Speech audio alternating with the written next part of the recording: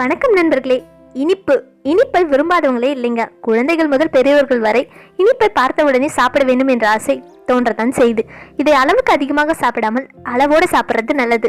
ஆமாங்க, இந்த வீடியோவில் நம்ம தமிழர்களின் பாரம்பரிய 10 பலகார வகைகளும் அதில் அடங்கியுள்ள பயன்பாட்டுகளை பற்றி தான் பார்க்க போறோம். முதலாவதாக கடலை மிட்டாய். பாதாம், பிஸ்தா, முந்திரியை விட அதிக சத்து நிலக்கடலையில் இருப்பதாகவும் இது ஏழைகளின் பாதாம்னு சொல்றாங்க. இதில் விட்டமின் B3 அடங்கியுள்ளது. நிலக்கடலை மூளை வளர்ச்சிக்கு நல்ல டானிக். இது மன அழுத்தத்தை குறைக்கும் தன்மையும் கொண்டுள்ளது. 20 ஆண்டுகள் நடத்திய ஆய்வின் முடிவில் பித்தப்பையில் கல் உருவாவதை 25% நிலக்கடலை குறைக்க வல்லதுன்னு கண்டுபிடிச்சிருக்காங்க. பிறந்த நாட்களுக்கு சாக்லேட் கொடுப்பதை தவிர்த்துட்டு கடலை மிட்டாய் கொடுக்க பழகிதான் பார்க்கலாமே. இரண்டாவதாக கொழுக்கட்டை. கொழுக்கட்டை விநாயகருக்கு மிகவும் பிடித்த ஒரு தின்பண்டம். கொழுக்கட்டை நல்ல பசியை தூண்டவல்லது. இதில் சேர்க்கப்படும் எள்ளில் பல வகை நன்மைகள் அடங்கியுள்ளது. ஹீமோகுளோபின் பிரச்சனை இருக்கவங்க இதை சாப்பிடலாம்.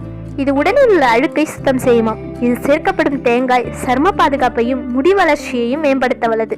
மூன்றாவதாக முறுக்கு. கை நிறைய முறுக்க வச்சுக்கிட்டு இந்த உலகத்தையே சுத்தி வரலான்னு சொல்லுவாங்க. ஆமாங்க, முறுக்கு ஒரு நல்ல தின்பண்டம். இது வயிற்று நிறைவை தரவல்லது. தீபாவளி வந்துட்டாலே வீடுகளில் முறுக்கு சுடுவது களை கட்டிவிடும். முறுக்கில் புரோதமும் மாவு சத்தும் அடங்கியுள்ளது. குர்குரே, லேஸ்னு பாக்கெட்ல அடைக்கப்பட்ட தின்பண்டங்களை சாப்பிட்றத விட வீடுகளில் சுகாதாரமா செய்யப்பட்ட முறுக்கை சாப்பிட்றது ரொம்பவும் நல்லது. இதில் கொலஸ்ட்ரால் அதிகமா இருக்கிறதுனால கம்மியா சாப்பிட்றது நம்ம உடலுக்கு ரொம்ப நல்லது. நான்காவதாக கமரக்கட்டு. எவ்வளவு சுவையான மிட்டாய்கள் வந்தாலும் அது கமரக்கட்டுக்கு ஈடாகுமா? கமரக்கட்டுன்னு சொன்னாலே அது நம் பழைய நினைவுகள் தான். பெட்டிக்கடையில் நம் கூட்டமாக நின்று கொண்டு வாங்கி சாப்பிட்ட அந்த அழகான நினைவுகள். இதை நம் நினைவாக மட்டும் பார்க்காமல் அனைத்து கடைகளிலும் விற்பனை செய்ய நாம் தான் ஊக்கப்படுத்த வேண்டும். ஐந்தாவதாக இளந்தவடை. இளந்தவடையும் நம் பழைய நினைவுகளில் ஒன்றுதான். அது மட்டுமா, கிராமங்களில் சிறுவர்கள் இளந்த மரத்தின் மேல் ஏறிக்கொண்டு பழங்களை பறித்து பகிர்ந்து உண்பதே ஒரு அழகான நினைவுதான். இந்த உடல் வலியை போக்கவல்லது. 40 வயதிற்கு மேல் உள்ளவர்கள் இதை சாப்பிடுவது மிகவும் நல்லது. திராட்சையை விட அதிக சக்தி இதில் அடங்கியுள்ளது. எலும்பு தேய்மானத்தை தடுக்க வல்லது. குடல் புற்றுநோயையும் தடுக்க வல்லது. ஆறாவதாக குழிப்பணியாரம். இப்பொழுதெல்லாம் ரோட்டு கடையில் குழிப்பணியாரத்தை நாம் அதிகம் பார்க்க முடிகிறது. இந்த தோசை மாவில் செய்ததால் இதில் புரோட்டீன் சத்து அதிகம் உள்ளது. கால்சியம், அயனும் அடங்கியுள்ளது. கொலஸ்ட்ராலை குறைக்க வல்லது.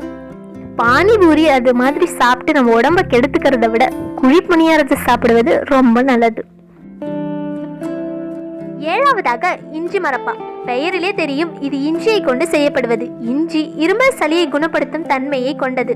இரும்பலுக்கு ஹால்ஸ் வாங்கி சாப்பிடுறதை விட இஞ்சி மரப்பா வாங்கி சாப்பிடுவது நல்லது. இஞ்சி மரப்பா ஜீரண சக்தியை அதிகரிக்கும். எட்டாவதாக அதிரசம்.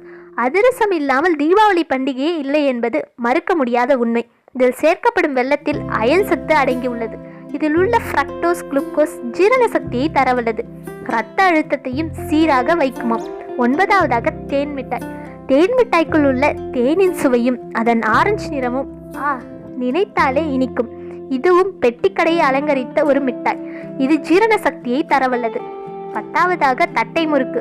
பண்டிகை காலங்களில் இவை அதிகம் வீடுகளில் செய்வதுண்டு. இதில் கலக்கப்படும் கடலை பருப்பு இரத்த ஓட்டத்தை சீராக வைக்கும். உடல் எடையை குறைக்கும் தன்மையையும் கொண்டுள்ளது.